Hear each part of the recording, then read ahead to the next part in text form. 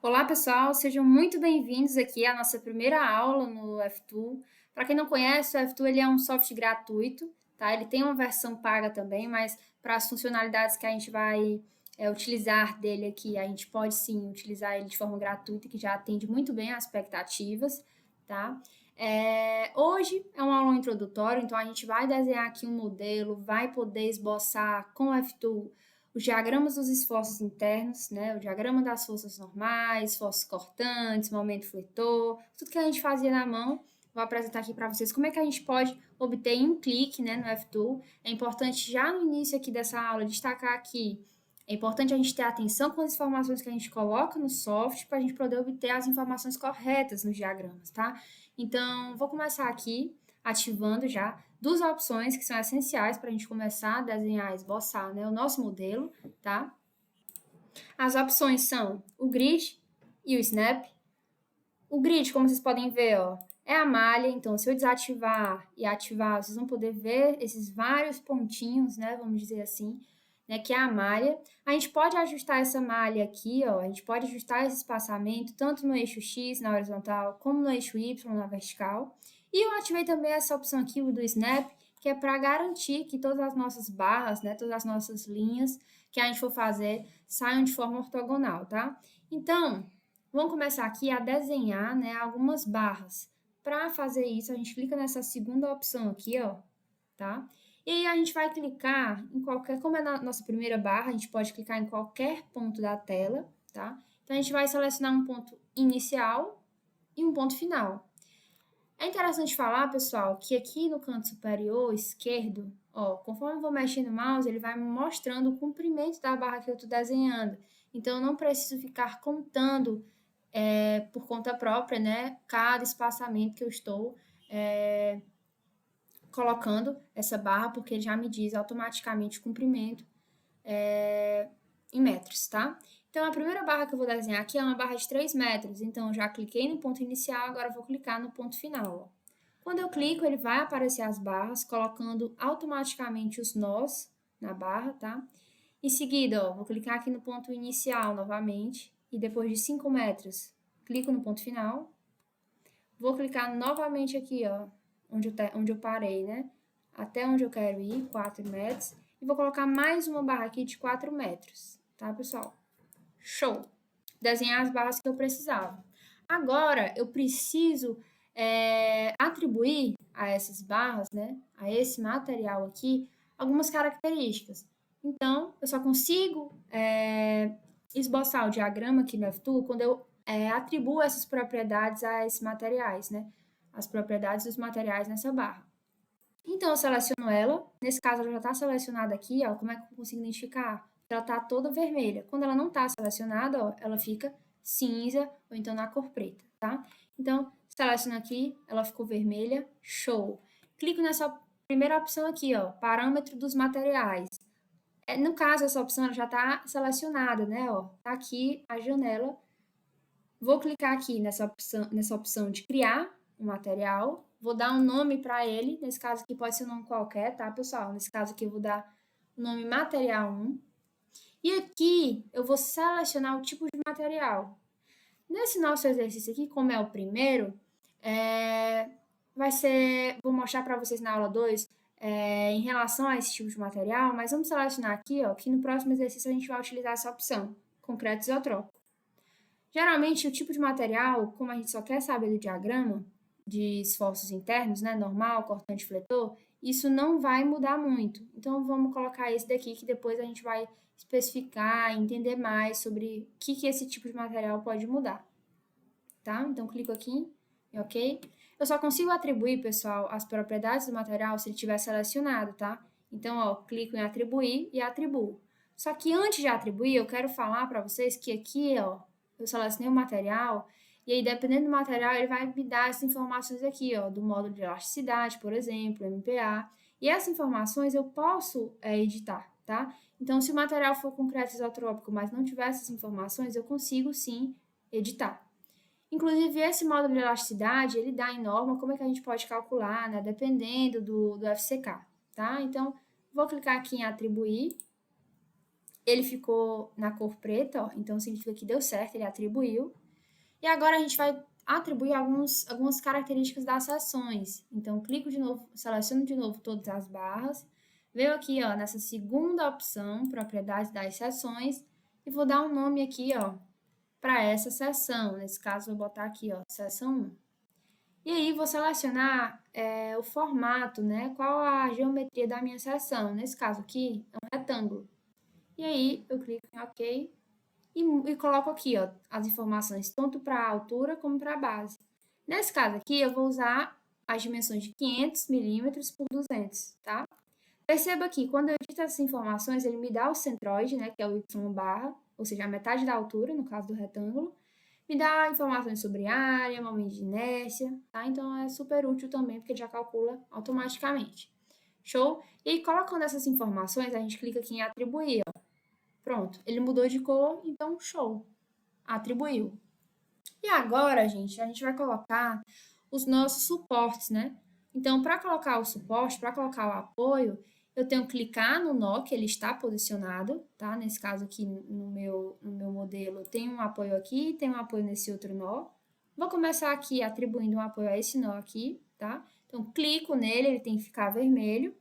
Venho aqui na opção, ó, condições de suporte, e seleciono as características do meu apoio. O meu apoio é fixo ou livre em X? Ele é livre ou fixo em Y? Ele é livre ou fixo em Z? Então, nesse meu caso aqui, esse meu primeiro apoio, ele é fixo tanto em Y quanto em X. E aí eu atribuo. Show! Era exatamente esse apoio que eu precisava. E agora eu vou colocar nesse daqui, ó. Eu vou simular para vocês colocando um apoio livre em X e fixo em Y, para vocês verem como fica, ó. Fica essa condição de suporte, mas faz de conta que não é essa condição que eu queria, era outra. Ah, eu vou mudar aqui, eu mudei aqui, mas não mudou no meu modelo, não mudou na minha área de desenho. O que eu faço? Ele só vai mudar se a gente clicar no nó e atribuir essas outras características que a gente deu, tá? Ele não vai mudar se eu não selecionar o nó, mudar aqui as características e clicar em atribuir, tá? Então, é importante destacar isso. Então, vou voltar aqui para as informações que eu tinha, que era justamente essa, que é o apoio que eu preciso, tá? E aí, agora, a gente vai adicionar as cargas, né? Cargas pontuais e cargas distribuídas. Vamos começar com as cargas pontuais, tá? Eu vou ter carga pontual aqui nesse balanço da esquerda e nesse balanço aqui da direita, tá? Então, vamos aqui atribuir, ó, nesse nó. Então, eu clico no nó e clico aqui na opção, ó, pessoal, de cargas pontuais, tá? E aí eu vou dar um nome para essa primeira carga que eu vou colocar. Vou colocar aqui, ó, nesse nó, vou chamar de carga Q1, Q minúsculo e o número 1. Lembrando que você pode colocar qualquer nome, tá, gente? Não necessariamente precisa ser esse nome que eu estou colocando. Você que escolhe o nome que você quer. E aí, eu tenho uma carga na vertical para baixo de 90. Ou seja, ela está na vertical, então ela está no eixo Y, e ela vai ficar negativa porque ela está para baixo, né? Então, ó, menos 90. E aí eu clico em atribuir. Mas eu tenho aqui também nesse ponto uma força normal para a direita. Como é que eu faço para criar ela? Eu preciso criar outra carga? Não, não preciso. Eu posso vir aqui, ó, como ela é uma força horizontal, então ela está no eixo X, eu posso colocar ela aqui, ó. Então, ela no valor de 52. Ops, 52. Tá vendo que eu não consigo encontrar aqui, não consigo selecionar a opção de atribuir? Por quê? Porque eu não estou com o meu nó selecionado, ó. Então, eu clico no nó, ele já encontra ali a informação e já permite que eu atribua, tá? E aí, eu tenho nesse nó aqui outras cargas com valores diferentes. Eu posso só editar aqui? Não, é interessante eu criar, né, uma outra carga, já que são valores distintos. Então, eu venho aqui, ó, tenho para baixo uma força negativa, né, de 40, e tenho de novo uma força normal, só que negativa dessa vez, de 40 também. Pronto, atribuo. Show? Era exatamente essas cargas pontuais que eu precisava aqui no meu modelo. Agora, eu vou atribuir aqui as cargas distribuídas. Bom, desse ponto aqui, ó, ou seja, essa barra e essa outra barra, elas vão ter uma carga distribuída de 20. Eu posso colocar essa carga de uma vez só. A mesma coisa acontece nessas outras duas cargas, nessas duas barras, ó. Tenho essa barra e tenho essa outra barra, só que de 50 kN por metro. Então, como é que eu faço para colocar de uma vez só? Então, eu clico numa barra, procuro no meu teclado a opção Shift, seleciono, né? Fico pressionando a tecla e selecionar outra barra. Pronto, essas minhas duas barras, elas vão ter uma carga distribuída de 20. Então, eu venho aqui na opção, ó, carga distribuída, dou um nome para elas, tá? Vou colocar Q maiúsculo 1 e vou dar o valor aqui que eu preciso. Nesse caso, ela está vertical para baixo, então, menos, né? E o valor dela, que é 20. Clico em atribuir. Perfeito. Era exatamente isso que eu precisava.